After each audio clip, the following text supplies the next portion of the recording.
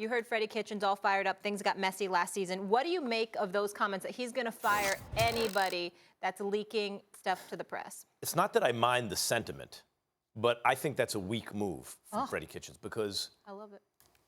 You can act that out, but show, don't tell. Why are you telling that to the media? That should be handled internally. If you're a head football coach, especially so like you sending a message through the media. My real reaction, like how can you want the tagline for the movie is rookie coach mistake. Oh, that's a rookie coach mistake. Why? But you're sending a message to the media that you're going to fire everyone. Don't puff your chest out like tough guy. Said it's what it really sends is the opposite message, which is weakness.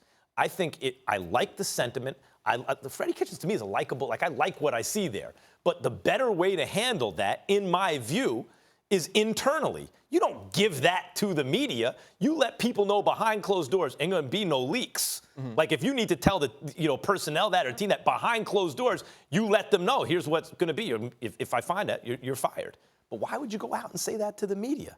It doesn't make sense to me. It's like you don't feel like you really do have control over that, so you have to try to scare people into submission or project the image through the media as though you're doing that. It is, look, I know not everyone can be Belichick, and even though Belichick's way is the best way, it's the most efficient way, if I were a player, I see other coaches, like I mentioned Mike Tomlin, who seems to me to be the kind of guy who would motivate players differently and everything.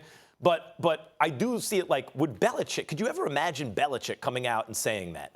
It's hard to imagine. Well, I think Nick Saban was on the show, who's the best, right? And he said in college. In college, of course. Belichick in football, I'm with you. In NFL, excuse me. But he said he sends messages through the media all the time. To college kids. But I think so here's kind of how I feel about this. It's like if you come at me on Twitter, right, and say I know you and I do have your number, I'm probably just going to answer you on Twitter because that's the form in which it was presented to me. Wait, even if you do have their number or you don't? Yeah, if I do. Oh, you're going to clap back on Twitter? Yeah, because this is the form you chose to use, right?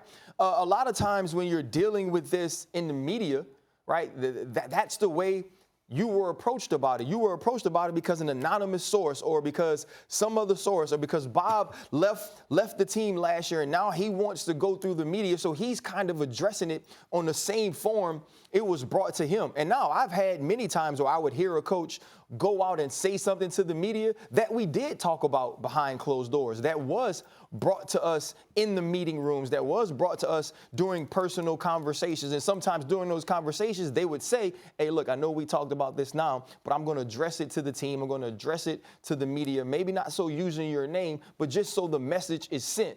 The other part about Freddie Kitchens and about all these other coaches in the world, like, we're sitting here and we're always saying Bill Belichick wouldn't do that and Bill Belichick wouldn't do this. Bill Belichick has always been that dude, right? It's not like he became a famous coach and then he got real disgruntled. Mm-hmm. It's not like he became a famous coach and then he wanted to micromanage everything. That's who he's been his whole life. And so you don't change those things when you finally get to the place that you're supposed to be. Freddie Kitchens, from the time we've heard him speak as a Cleveland Brown coach, not necessarily the head coach, this is the dude he's been. Yeah, and that's why I say he's likable, because he feels obligated to answer questions. So It's more interesting. We could talk about it. But in fact, the head coach should know, and I think he will learn with experience, he doesn't have to answer every question the media poses directly. So if the media, well, what if he can just say that's going to be handled? Right, I understand that. I think he wanted to answer it, like Ryan was saying, to reinforce the message. Had the message behind closed doors, and you're also addressing the media as well. Like, I'm not playing with the other part of it is too. But real quick, the other problem with what he did was, I promise you that's not going to happen. Well, you really can't control that. Like, there might still be leaks. And so what happens if and when? He told you what happens, though. Yeah, but it doesn't mean he's going to know where the leak came from. Right, understandable. Like, so if it's an anonymous leak, there's nothing he can do, right? But if there is something that comes out of his locker room from a staff member that he doesn't like or that he feels should have stayed behind closed doors, now you put yourself in a position where now we want to see. Yeah. Right. Okay. So let's say you fire the eventually sniff out a rat. You said it. Not always. So. There is stuff that leaks from teams and no one ever knows who did it, or they don't have enough evidence to really follow through. Right. The point is that really, what is he incentivizing? Anonymous leaks. Yeah. But listen, the thing I I don't necessarily know if he's incentivizing anonymous leaks because this isn't about his players, right? This isn't about his team. This is about staff members. This is about people who now you get an opportunity to interview, you get an opportunity to hire, and you expect some sort of loyalty from those people in your building. And for Freddie Kitchens, this is the thing that got under his skin. And being in that building, I've seen the way that he deals with players. He's definitely a player's coach. He's a guy that engages with them. He has a personality that allows them to feel like they can talk to him, allows them to feel like they can have conversations, and that's a good thing.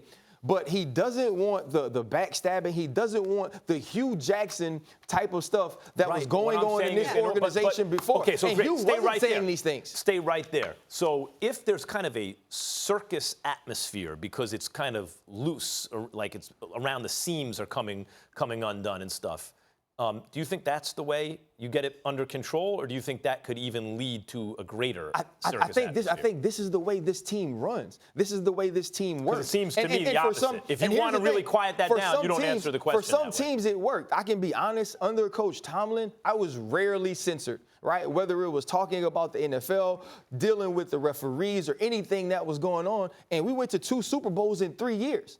Right, he allowed people to be themselves until it got to a point that they couldn't. Right, we get into the CBA negotiations, or we're in a situation where all of our players are being fined constantly. Right, James Harrison, me, Coach Tomlin calls me into the room. He says, "Hey, RC, you got to stop throwing rocks at the tank.